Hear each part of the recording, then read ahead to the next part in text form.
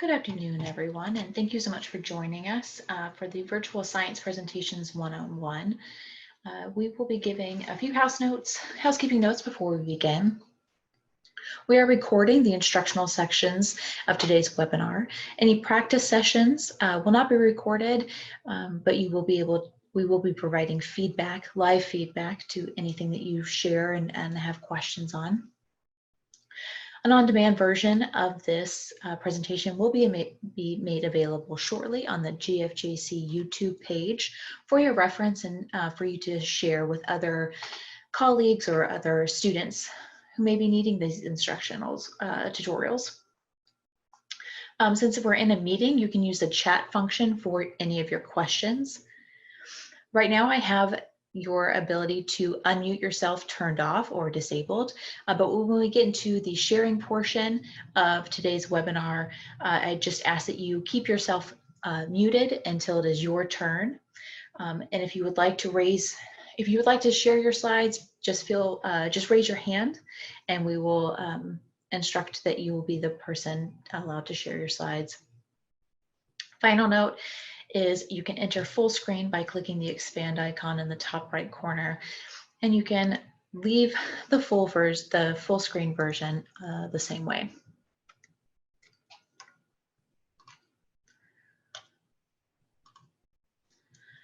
Today's agenda is pretty basic because we'll be covering the basics. So we want to optimize your content for the online presentation platforms. And we'll just be discussing what does that mean?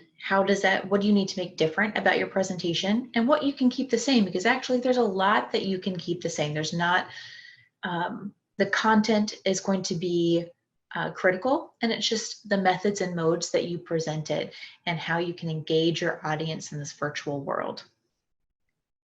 And then we're going to be talking about the format's impact on your timing, as well as making sure that you know how to join your session as a presenter, not just an audience member, because there are some nuanced differences for that. We just want to make sure that you're prepared.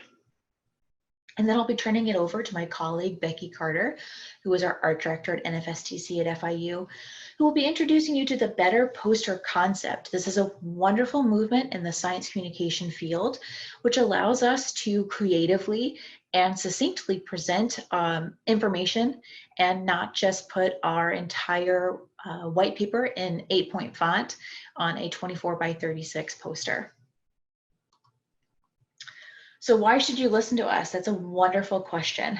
I am Michelle Chernicoff. I am a former TV producer turned forensic communications guru with a passion for turning the complicated into the easy digest content for every audience.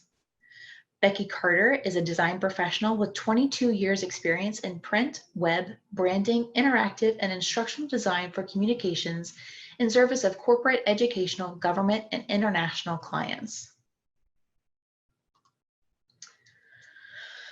So we're going to hop right back in. So what's the big difference when we're looking at your online presence and your in-person presentation? Internet, internet, internet. That is going to be key number one, because if you were presenting at ASCLD or at AFS or at any other scientific conference, we do not care how fast your internet is at home. We don't care if you're buying by the minute, bottom rung internet service, because that's not going to impact your in-person presentation, but it will impact it obviously in the virtual space. One thing to mitigate that is if you are hardwired, so you're directly connected into your internet space as opposed to being Wi-Fi enabled. That's just one thing that you can do, that turn off all other Wi-Fi enabled devices, keep as few getting into your Wi-Fi bandwidth. That'll just help your presentation go a little more smooth. Audio visual needs are also another big thing, because now this is on you. It's not just on, does the hotel have a laptop with a projector. It's about you having the technical capabilities at your home, at your office to do these presentations. And your background, this is key. So not only what they see, as you can see in these two examples that I have on the right, You have someone who does have a non-white walled background, but it's clean, it's not cluttered, and it's not super distracting from what he's trying to say, versus the man at the bottom, where you are a little bit more distracted about what's going on in his office, what's going on in the immediate space around him, and you may not fully be paying attention to what he's actually saying. And next is what they hear. And this is a big thing, especially since most of us are working remote, right? Like I have to tell my husband and my toddler, like unless someone is bleeding out or the house is on fire, do not disturb me between this hour and this hour because I'm giving a presentation. Don't be afraid to tell your Amazon delivery driver, please don't knock, you know, that don't disturb your dogs. Make sure that your dogs are distracted or have a bone or in some way that you can mitigate those background noises as much as possible so that again you're not distracting your audience from what you're saying. But also at the same time, give yourself a little grace. Like you can't control every outside factor, and if your lawn guy happens to show up 20 minutes early and the leaf blowing is just insane, roll with the punches, keep going, because some things you can't fix, and it's better just to keep going and smile through it, and maybe apologize at the end with a little joke, because we're all in this together in this virtual platform. And finding your best angle in your life, this isn't just for the best gram selfie that you're going to post. It's also to make sure that you present yourself in a way that, again, isn't distracting to your audience. So you don't want a nose shot. You don't want something where it's just your eyeballs. You want to make sure that you have a nice soft lighting, that you are you can be in the center of the frame, or again, referencing the right-hand side of the screen with the gentleman on the top. He is using the rule of thirds. So he's breaking up the screen into 3 sections, and it's on one of those planes then. And it just makes it a little bit more interesting, visually appealing, and again, not distracting. You don't want too much headroom. You don't want too much of anything in your in what you're seeing. Again, another big difference is because going back to the internet, right? When you have internet and you're just one person on a computer in a giant conference room and you have a video to present, you don't really have to worry too much about lag or, you know, someone in the 3rd row not getting the video or not getting the audio because their bandwidth is different than what's being presented. But in the virtual space, that's what you get. You may have an audience member whose video doesn't play, and you're kind of running that gamble, you're running that risk that a big part of your presentation that you're relying on isn't actually being seen and presented to your audience member. So just kind of keep that in mind. Limit slide transitions as well. The same reason. Just keep it as clean and simple as possible when you're actually talking about what is in your presentation and how it's presented. Obviously, you're not going to have the no poker face audience. And if you say something shocking or you say something that maybe is a joke that you want to elicit some kind of response of your audience, you're not going to get that immediate feedback. And that is a really big difference, especially if you're a type of presenter who feeds off your audience. But there are ways to combat that, whether it's asking for questions, making sure that your moderator knows that you have some seeded questions, some planted questions that you provide the moderator or the event coordinator with ahead of time so that you can ask the questions, engage the audience, maybe get them to feel like they aren't the first one to ask a question, so then they're more likely to ask follow-up questions or different questions.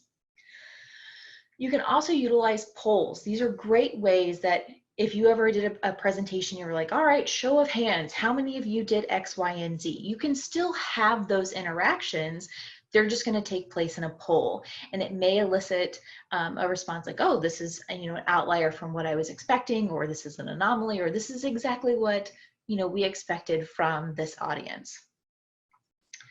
And because we are all super distracted, we have our entire workspace Now, when we're in a virtual space, when we're attending a virtual conference or a virtual presentation, we don't just have the ability to whip out our smartphone discreetly in the big hall and shoot off a quick email and then slide it back in our pocket or our purse or our briefcase and pay attention again to the presentation.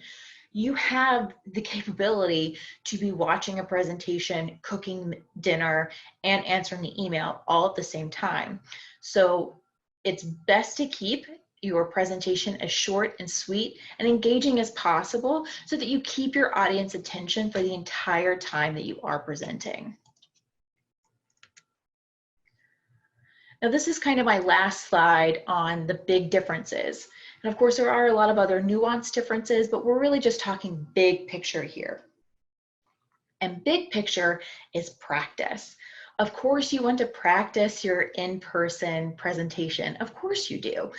But there's a different way that you need to practice your online presentation. For example, I do not have the ability to share my screen on Zoom and see my notes.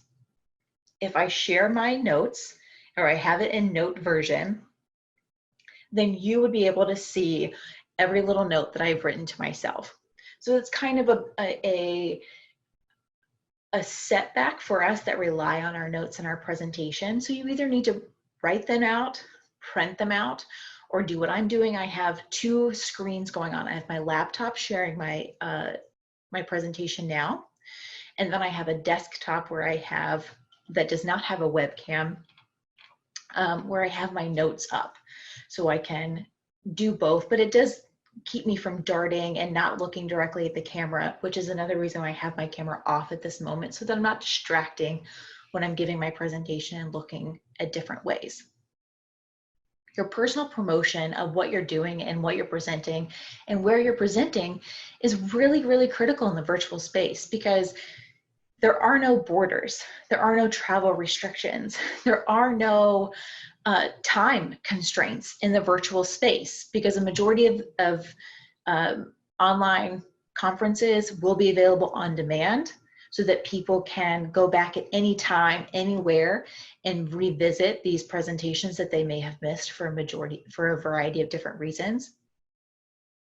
And you need to let your audience know, you need to engage with the event's audience as well, and let them know why they should click on your presentation, why they should view your presentation. And that includes Twitter, which can be used as a professional space, as well as LinkedIn, which is your traditional professional social media engagement site.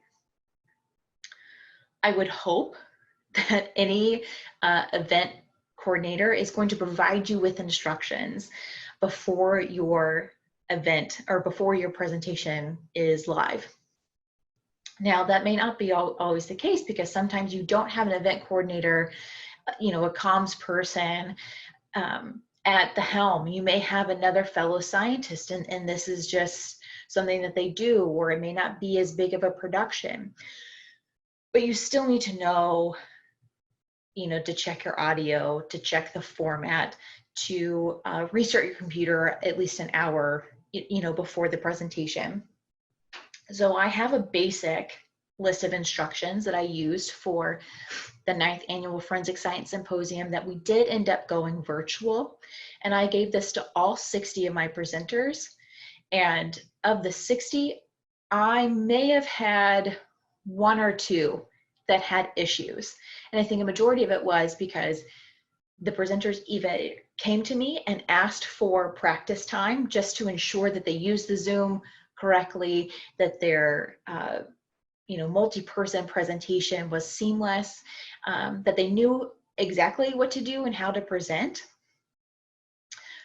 So you can bookmark this. It is at go.fiu.edu/presenting-online. And it's just a real basic overview of things that you need to make sure that you have done beforehand, so that when you get to the day of, the hour of, the minute of your presentation that you're going online, you are fully prepared. All right, now the fun part. What stays the same, right? Now that I'm kind of done telling you what you need to change or address, about your presentation, here are some things that can stay the same, that you don't have to kind of freak out and worry about addressing and adapting to the virtual space. Introducing yourself, thanking your audience, thanking your moderator, having some kind of banter with that, because you're still communicating to people. You're still a human audience behind your camera lens, right? It's the same way that news anchors have to present the news. They're really just talking to one person behind a camera. They're not talking to the millions of viewers behind the lens, but you feel like they're having a conversation with you. And you need to still do that in the virtual space.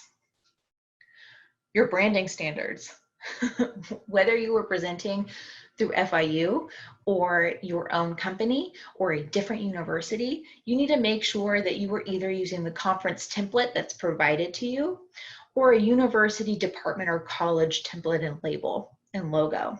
You make sure that they're appropriate, that they're correct, and not just a Googled version that may be a licensed version of the logo that you can't actually use for academic purposes. Check and double check your schedule.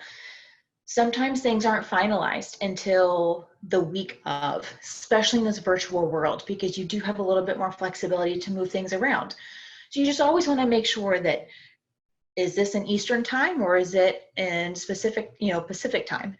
Is it in European time? Are you, presenting at 5 o'clock London time and you are all set for 5 o'clock Eastern time? That's going to be completely different. So you just need to double check your schedule and make sure that you have it correct, and that you're prepared to present when your actual slot is available. And the no wall of text. You should never have your PowerPoint just be word for word that you're reading, and it shouldn't be a novel. It should not be War and Peace up on the screen. Just some simple bullet points, quick talking points, but enough to kind of get people to, if they revisit your PowerPoint deck later, that they're like, oh yeah, that's what she said, or that's what he meant by this story in this bullet. You are going to need to dress for the occasion. I know it's fun to go to classes and to go to work every day in your jammies. Totally understand that. But when you're giving an online presentation, you don't want to be the unfortunate person who wasn't wearing pants and had to stand up for some reason. You don't want to be, at the very least, you do need to wear pants. Some kind of actual bottom, so that it gives you a little grace that if you need to stand up for some reason, you aren't showing the world more than what you would to. You also need to make sure that you're, the one thing that is a little different is making sure that your pattern isn't too overwhelming. You can see the photo on the right. If you wear too many stripes, it has this effect where it is a little distracting and your shirt looks animated to it. So you want to just double check with your camera, make sure that you're wearing a solid colors, something professional. You don't have to go full suit and tie if that's not the traditional in-person presentation style of the event, but something that still conveys that you know what you're talking about. The general rules of public speaking 101. You aren't to whisper, don't go too fast or too slow, and speak in confidence. And again, this all goes back to practicing. You would need to have these skills even if you were standing up in person in front of your section presentation in a room full of 50 people. In the virtual world, there is going to be a difference between live and recorded sessions. So know which one you're expected. If you're presenting live, then it's like this, where people join and you have people who are listening to you maybe flub up in real time, as I'm sure you've heard me do a couple of times. And you kind of give yourself grace on that, and that's fine. A recorded session is where you obviously can record it in the privacy of your own home office or your actual office.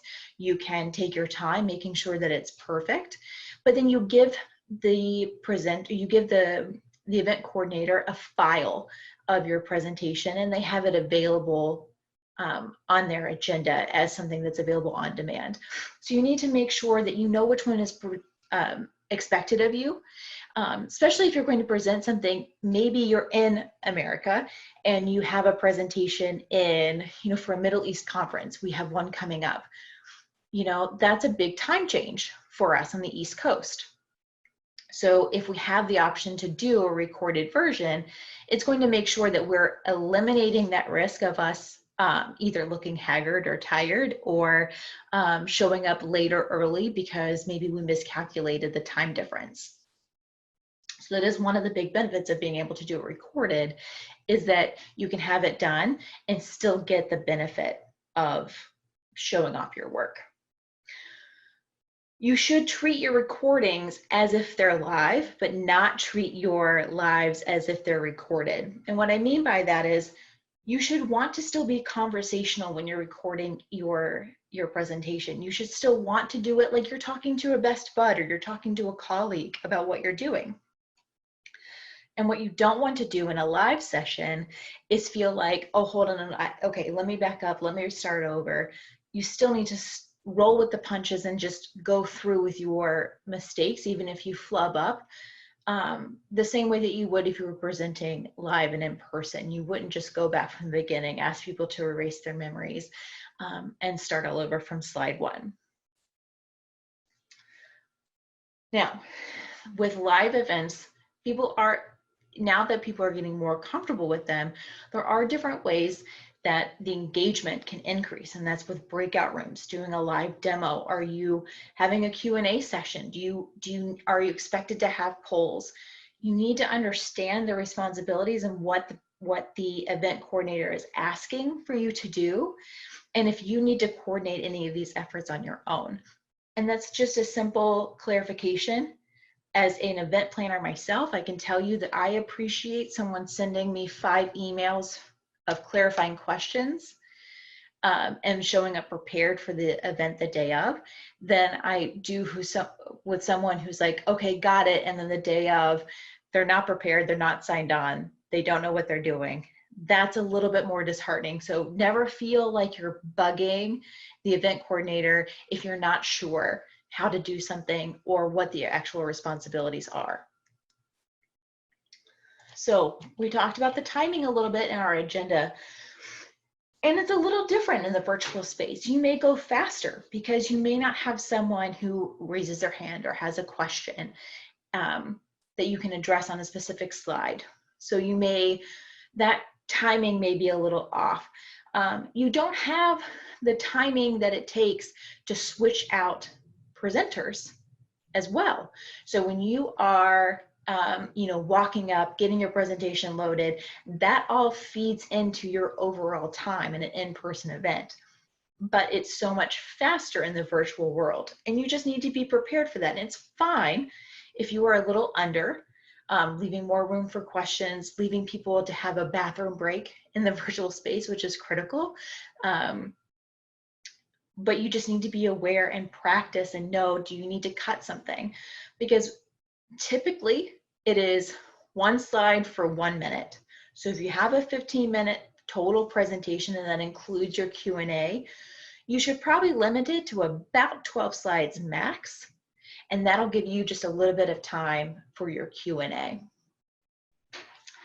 Your shorter presentations, like those 15-minute section presentations that you may be doing, they do require some strategy and creativity to make sure that you're getting your point across, that you're engaging the audience, and you are hitting all of your points in an effective manner. Your longer presentations, I did a 2-hour workshop.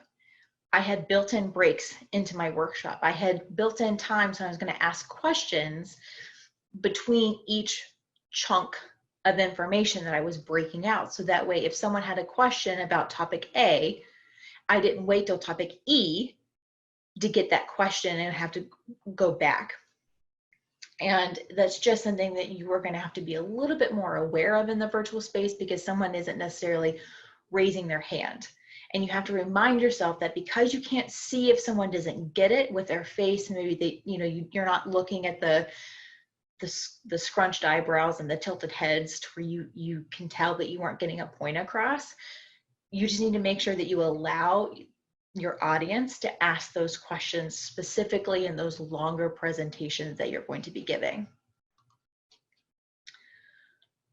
So now it's a key point on how to share your PowerPoint on Zoom. And I'm focusing on Zoom primarily because it is the preferred virtual platform for FIU. And a lot of these online conferences are utilizing Zoom because it is, I mean, if you don't know what Zoom is, you should by now. Because I think we all have heard it. It's now in our everyday vernacular as something on both personal and professional that we use. So when you are a presenter on Zoom, you need to make sure that you're provided a panelist link for your session. This will give you screen sharing capabilities, the ability to unmute yourself so that you can talk, which are all critical things, obviously, if you were giving the presentation, not just attending in person. Now, if you notice that you were logged in and you do not have that capability, you do not see yourself listed as a panelist on the webinar, then immediately email your event coordinator, and they should be able to, even while the event is live, to upgrade you to a panelist. But that requires you to log into your session a little early, double check your settings, all of that. When you select your computer audio, that is either if you have a microphone, how you're going to be hearing the presentation, and if you have a headset or not. When you enter in the room, make sure your camera is off and your mic is muted. That'll just keep it from being distracting. So if you do have to get up and do something before your presentation, you aren't being distracting from the current presenter.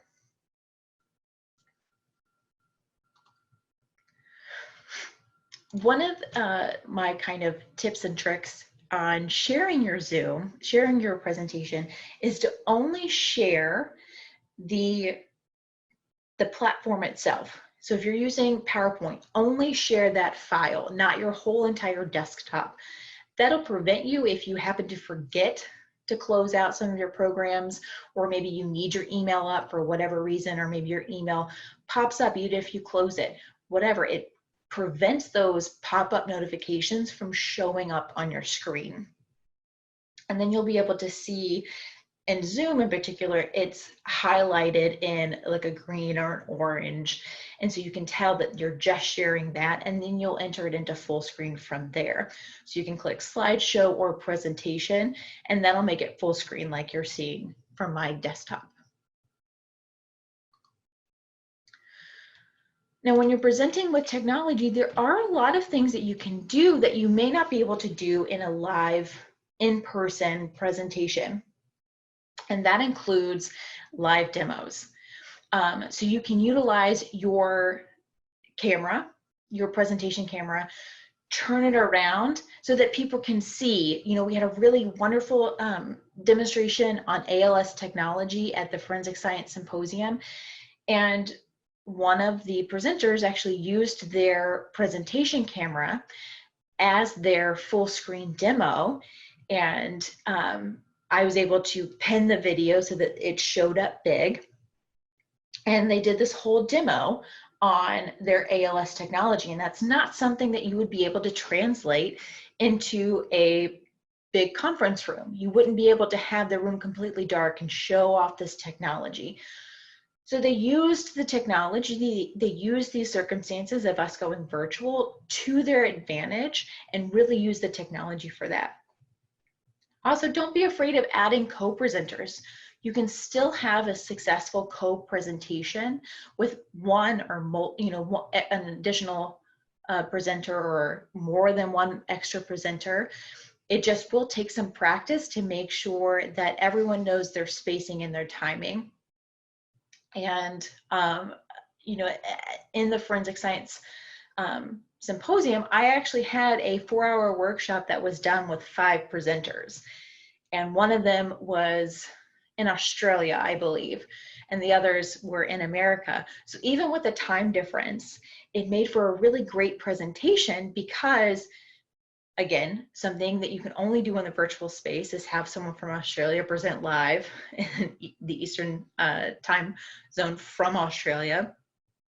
And because we had practiced before with all of us, they knew what to expect and they knew how to go from one presenter to the next. And we talked about utilizing poll options, asking for audience participation, asking for those questions, still engaging your audience like you are talking to them in person. And what definitely stays the same, but is, I think, more painful maybe in the virtual world, is when you feel like you're just being read a script and you're not actually being talked to. I don't have an actual script that I'm going off of. And I hope that you can tell that. I hope that you just feel like we're having a conversation and like we were just talking over it from a cup of coffee, and it seems more conversational.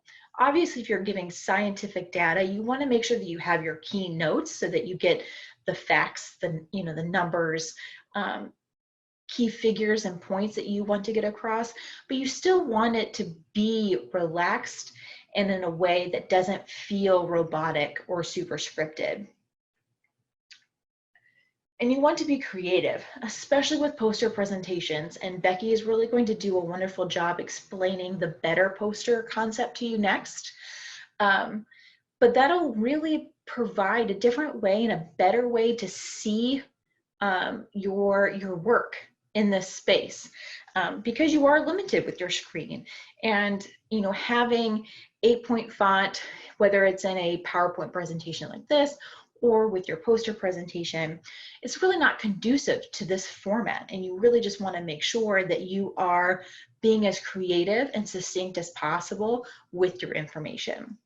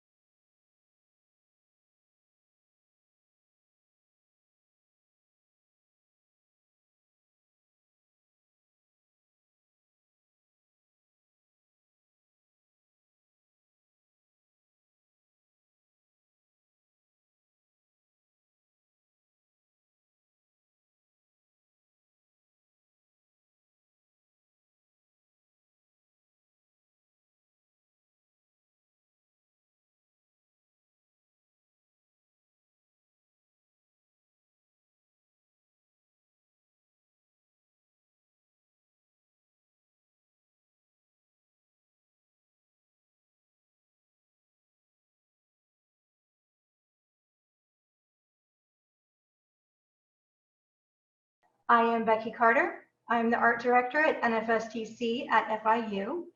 And today, specifically, I'm going to be talking about something called the Better Poster Movement. This was initially developed by a man named Mike Morrison, a PhD candidate in psychology, during his undergrad experiences of poster sessions, basically. His frustrations in a poster, traditional scientific poster, as a method of communication. He identified some shortcomings and did research about how to make it better. So I'm gonna try and bring up a poll here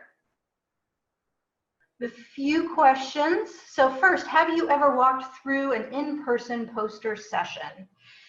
The very large papers on boards, lined up, in an expo hall with terrible coffee and lots of people walking around. Okay, we're getting some responses. Thank you very much. So it looks like almost everyone has attended a poster session, and we have about an even split between yes, it was great and yes, it was overwhelming. That's fair.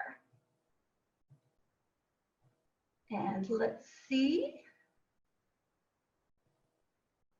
Poll number 2, have you ever presented in a poster session? You're the one standing there in front of the very large piece of paper on a very large board, mainlining very bad coffee.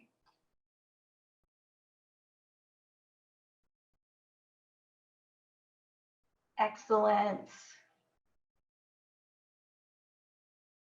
Thank you very much for your responses. Let's look at these results here. So most everyone, yes, has presented in a poster session. Some of you liked it, some of you did not. Someone has not. That's great. So let's talk about scientific posters and poster sessions specifically, and how we can maybe make them better for ourselves as well as other people.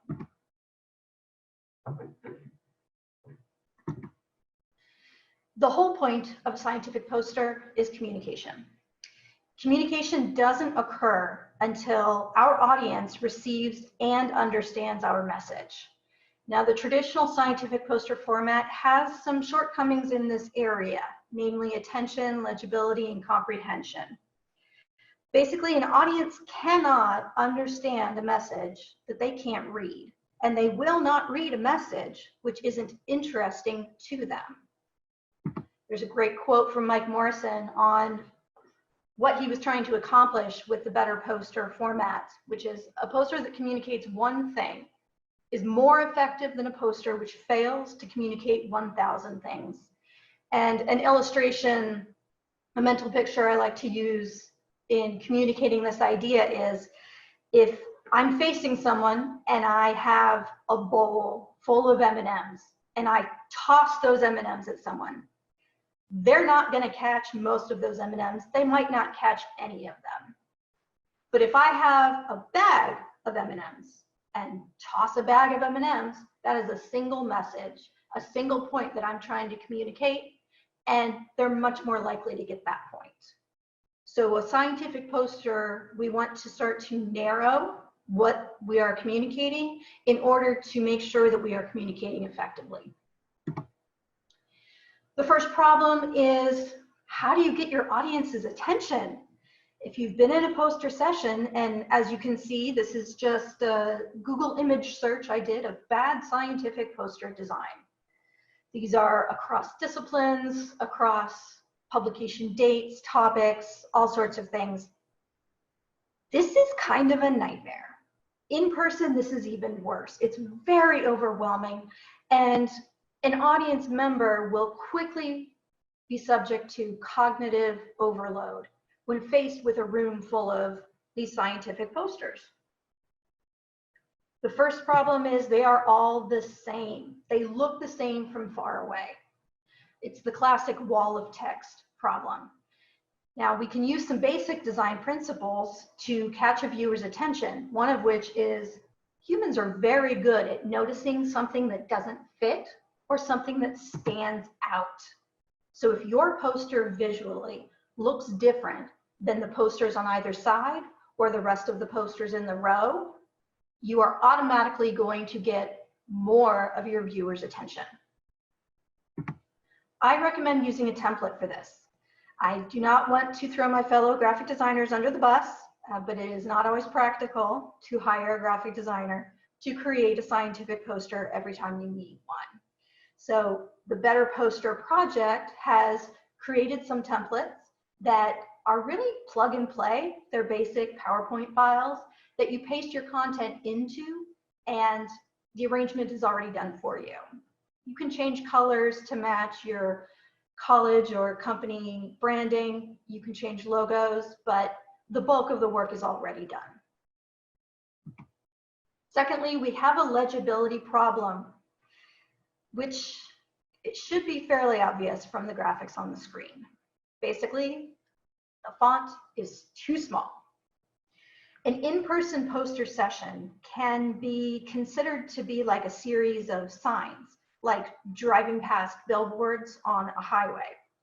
Here we see everything is fighting for audience attention, and we as presenters have a limited time to communicate our message and grab that audience attention as they're walking down the aisle trying to decide where to stop, or if maybe they should just go get a sandwich.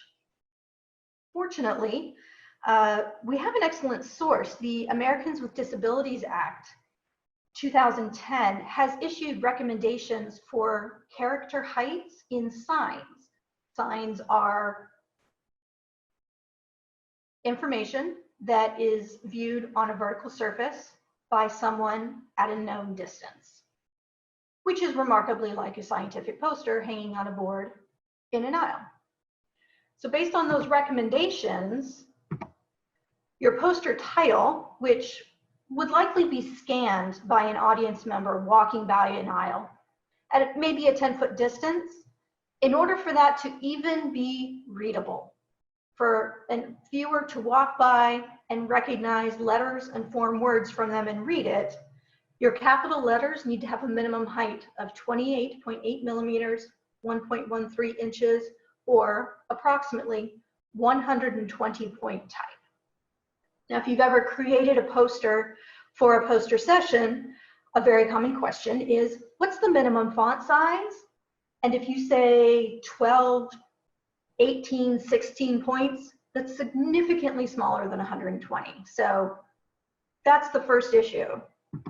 The poster text, basically anything other than the headline, would need to be legible by a viewer discussing with the presenter at about a 6-foot distance or less from the poster. The ADA recommendations for signage at this distance is capital letters greater than or equal to 16 millimeters or 0.63 inches high, which translates to roughly 66 point type. Now for online presentations, for example, such as the presentation I am giving right now, a lot of PowerPoint templates have a minimum 12-point font size built in. And there's what that looks like. This is a little small for on-screen presentation. That's assuming that you are using a projector in a large room to project your presentation, or as we're doing here, full screen. It does not take into account people who may be viewing your presentation on a smaller mobile device, like a tablet or a phone. Type size will very quickly become too small to read. We call this, in design lingo, mice type, and you can see the attributions and references down in the lower right-hand corner. I've used about a 12-point font there. We call it mice type because only mice can read it. It is too small if you're going to be communicating information. It's fine to use for citations, references, other information that may not be immediately necessary for the discussion at hand, but generally you're going to want to use much larger type than most people use. So for this presentation, the slide that you're seeing on screen, the body text is at 28 points. Much more easy to read than the 12 point. The comprehension problem is the one that can be the most difficult to deal with. And it really comes down to the different purpose that a scientific poster fulfills. It is not meant to be a thesis defense. It is not the equivalent of your algebra teacher telling you to show your work. You don't need to prove to an audience that you have done all of the work. What you need to do is make them care. And people only care about what they're interested in. So as a rough illustration, I'm not going to cite the author of this particular poster. I don't want to embarrass anyone, but just to focus on a single poster title, this is the title of this poster. This is a lot. It is a very specific and accurate description of the work that these researchers did, but it is not useful for achieving our communication goals in a scientific poster session or presentation, which is you want to communicate why people should care. A poster should immediately communicate the purpose of your work and not just prove you did the work. You're going to want to lead with your most important result.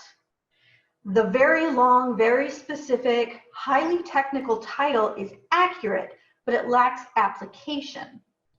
Our poster headlines should answer a question like, why I did this work, or why you as a viewer should care, or this is something that I'm really excited about, get excited about it with me.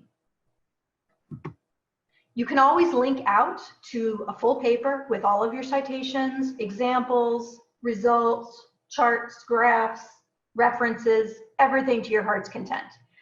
At the very least, a scientific poster should include your name and your email address. People need to be able to get a hold of you, especially if they want to collaborate. That's the whole point. We want to make sure that our scientific posters are an invitation to questions from other researchers and an opportunity to collaborate even across disciplines and maybe land some sweet grant money. That wouldn't be a terrible thing to happen from a poster session. I recommend using URL shorteners. For example, go.fiu.edu. You can have a very long web address that will shorten down to something very understandable, such as what Michelle did with the presenting URL. You can also use a QR code, and the full template file that's linked in my presentation includes instructions on generating and using QR codes. If you're going to include your email address, I would recommend using an email address that is not affiliated with your school if you are a student. Because if you ever leave that institution, that email address will no longer be valid, but it will still be on all of your published materials. Google is an excellent substitute. You can create a Google Drive folder or a OneDrive folder with all relevant materials to a particular paper or project and create a shareable link to that that you can then distribute that is independent of where you happen to be working at the moment. Use fewer words. 43 words, that title is a lot. And it is too many words for an audience member to read as they are cruising through a poster session. Fewer words mean people can read it. It means they're going to want to read it. It's not intimidating. And you want to use plain language. The specificity of the original title, like I said, it was very accurate, and I am not I'm a lay person, I'm not a scientist, but that title, as I read the title, the abstract, the results and synopses of that particular poster, I understood enough to be able to restate it in plainer language, such as more accurate molecular models for biological simulations. Now, the particular molecules involved, I'm sure, are extremely relevant, and there is no reason why you need to dumb down your headline or title. But by rephrasing your results in more general terms, you open up the ability for the audience to apply your work to their particular interests. So if I am a biological researcher who uses biological simulations, I would know that many molecular models within those simulations are less than accurate. So if I see a poster specifically mentioning more accurate molecular models, that would pique my interest. If I'm a computer programmer working on developing molecular model building software, this is going to pique my interest much more than the initial title.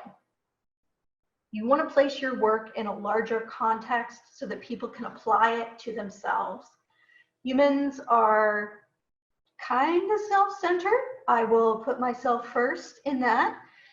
And I'm not going to be interested in something if it doesn't seem to apply to anything I'm doing. I have a limited amount of time, either online in a conference or a webinar or an in-person session. I have to prioritize. And if something doesn't appear to apply to me, I'm probably going to skip it. By narrowing your title and making it very specific, you end up eliminating potential collaboration and future science. And that's not really what we're going for. The URL at the top is a shortened URL, and it links to all of the template files from the Better Poster project, as well as explainer slides about how you would use them, how to generate QR codes, information on different font choices, all that. So you can use that however you would like. That is open and available for anyone to download. There are 6 templates that are part of the Better Poster collection.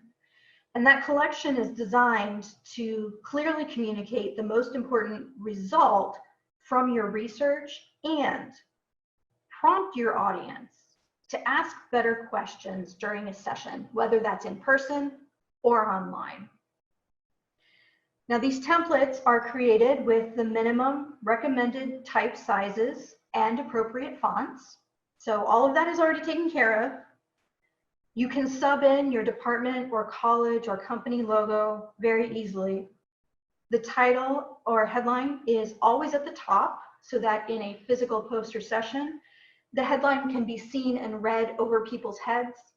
I'm fairly short, so if I'm in the center of a wide aisle trying to scan posters or topics, it needs to be fairly large and pretty high up there because I'm going to have problems seeing over other people's heads. These template files are sized for physical printing for a poster session, 5 foot by 4 foot approximately. But because we're working with minimum font sizes, these templates work very well as full screen online presentation templates as well. And they can be used as such without further editing. So you don't have to have a print version and an online version. You can just use one file for all. I'm going to briefly go through the first 5 templates in the Better Poster collection. The 6th is actually a process to convert your poster into a slideshow or images for social media. It's important to reach your audience where they are. To that end, the hashtag Better Poster is a great resource on Twitter, both for scientists, science communicators, and people in the design field who are constantly coming up with new solutions to these problems. So we'll go through these. This is kind of the original layout that Mike Morrison developed in the Better Poster concept. Your center panel is going to make it easier for your audience to quickly grasp your ideas. You have a single figure, whether that is a schematic or workflow or particularly relevant results charted out. The headline is very large, easily readable from a distance, and you want to phrase your title so that people are interested without being overly specific and narrowing your audience. The left column includes contact information and a brief description of methods, processes, and results. Again, this is smaller font, but it is meant to be read once someone has had their attention caught by your poster and they're walking up and deciding if they want to ask you questions. If they want to ask you questions, the right column is where you can put a lot of other background information, something that you might want to point to when you're answering a question, ancillary, secondary results, something like that. But the idea of all of these posters is first grab an audience attention, then make them interested in what you have to say, and then encourage them to ask you more questions. A poster session is never meant to be a standalone communication document. It relies on your involvement in the communication process. The second template is for very social presenters, somebody who really likes talking to people. I am not that person. However, if you have a lot of charts or a lot of relevant comparative measurements that you're going to present, this format is really great for that. It allows you to do the talking and give background and explainers and reasoning from your own brain and gives the priority of place to the data. So we have options for data presentation. We still have a very large, bold, easy to read headline, and we have a cool image that kind of relates to the conclusions or the topic of the study.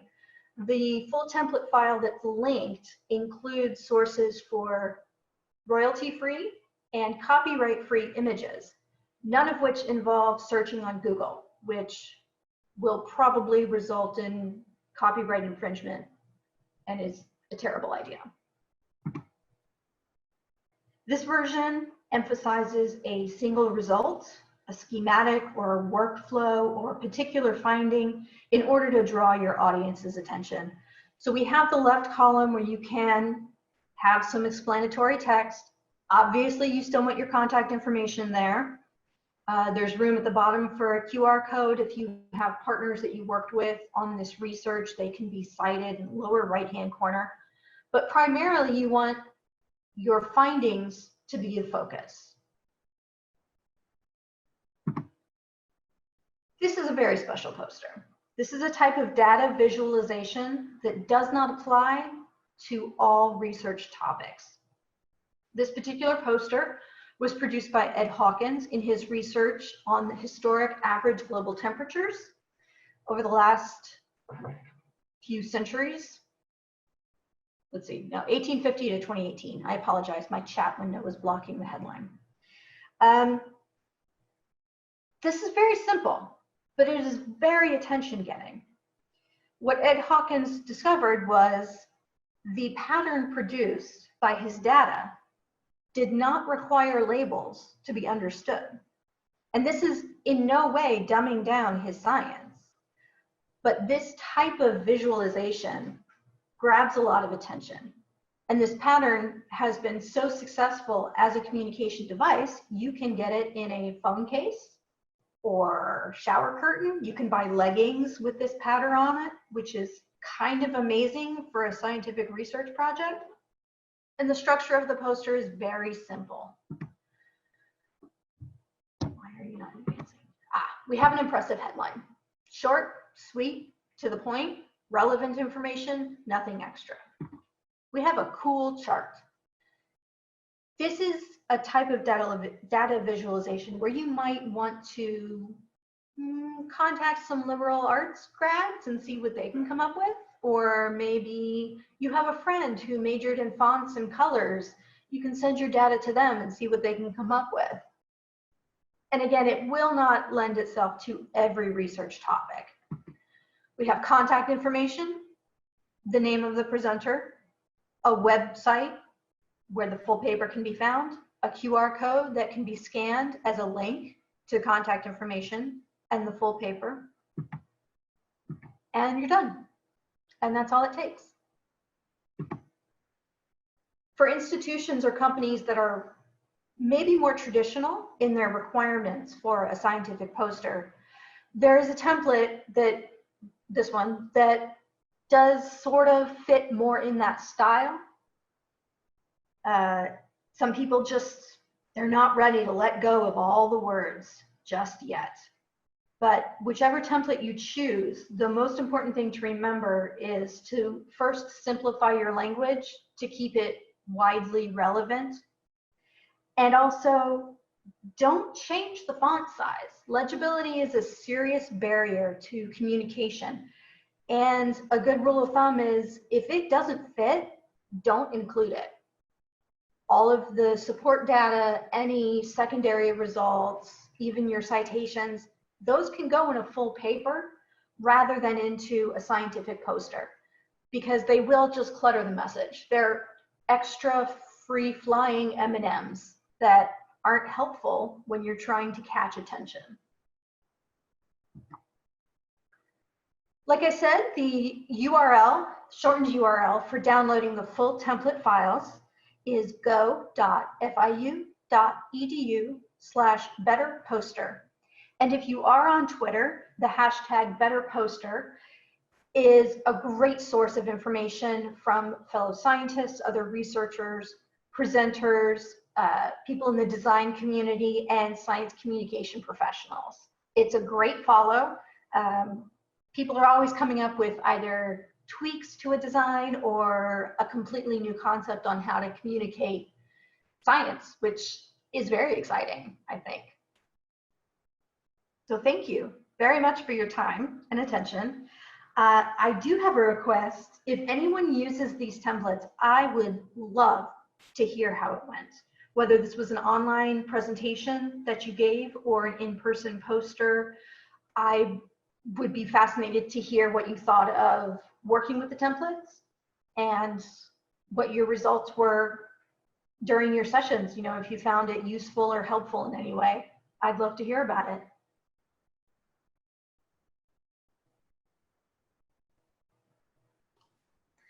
Thank you, Becky. I'm going to go ahead and pause the recording for now, because right now we don't have any questions.